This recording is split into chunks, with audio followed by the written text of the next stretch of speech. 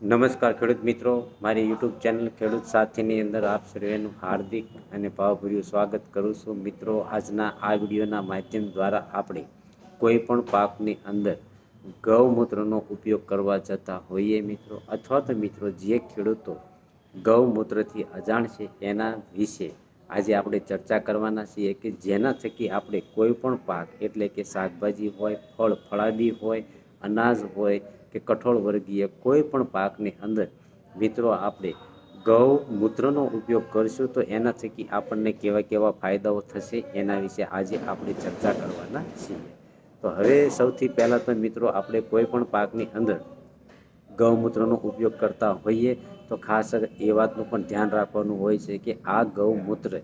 દેશી ગાયનું હોવું ખૂબ જ જરૂરી બનતું હોય છે. હવે બીજી વાત તો એ છે મિત્રો કે દેશી ગાય અને એની સાથે સાથે જો ગાય દૂધણી હોય અથવા તો મિત્રો ગાભણી હોય તો એની ગૌમૂત્રની અંદર ઘણા બધા પોષક તત્વો એટલે કે ખાતરો રહેલા હોય છે, જેમ કે નાઇટ્રોજન છે, ફોસ્ફરસ છે, પોટાશ છે, એમિનો એસિડ છે, ઓર્ગેનિક કાર્બન છે મિત્રો. તો આવા ઘણા બધા પોષક તત્વો એની અંદર હોય છે. તો એનો આપણે આપણા પાકની અંદર જ્યારે પણ ઉપયોગ કરતા હોઈએ મિત્રો ત્યારે ખાસ કરીને એના ઉપયોગ થકી આપણા છોડની અંદર સારામાં સારો વૃદ્ધિ વિકાસ થાય છે મિત્રો. છોડ લીલો સમ રહે છે, નવી નવી ફૂટ આવે છે અને એના ઉપયોગ થકી આપણી જમીનની જે કોઈ પીએચ પ્લસ હોય કે માઇનસ હોય એટલે કે મિત્રો પીએચ વધારે હોય કે ઓછી હોય તો પીએચ પણ આપણી જમીનનું મેન્ટેન કરતું હોય છે,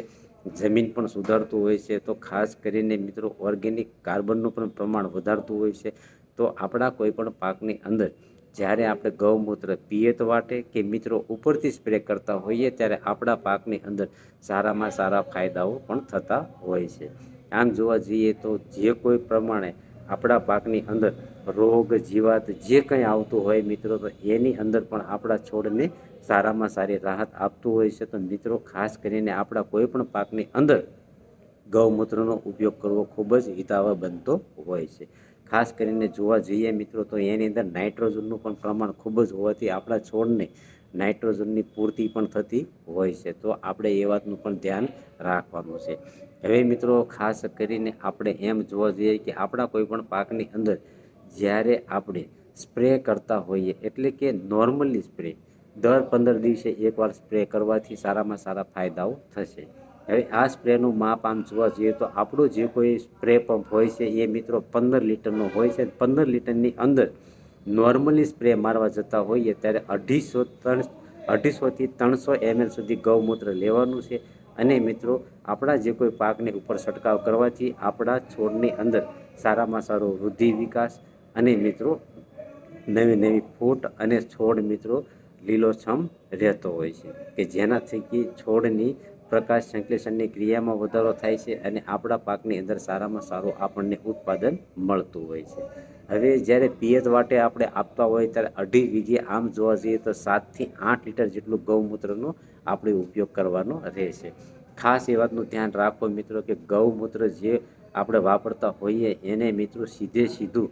આપણા કોઈ પાકની ઉપર સ્પ્રે ન કરવો કે મિત્રો પિયતમાં પણ ન આપવું. એકવાર એ ગૌમૂત્રને આપણે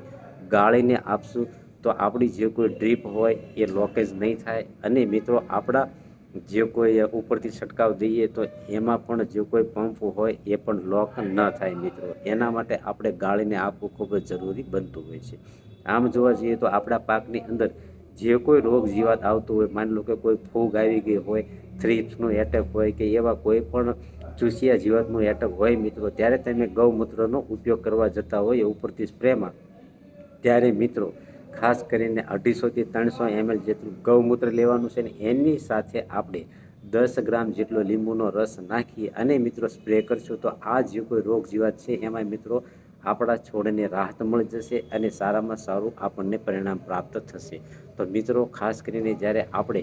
આપણા કોઈ પણ પાકની અંદર ગૌમૂત્રનો ઉપયોગ કરતા હોઈએ તો આવી રીતે ઉપયોગ કરશું તો આપણી જમીન પણ સુધારશે, છોડનો સારામાં સારો વૃદ્ધિ વિકાસ કરશે, જમીનની પીએચ બેલેન્સ કરશે, જમીનની અંદર ઓર્ગેનિક કાર્બન પણ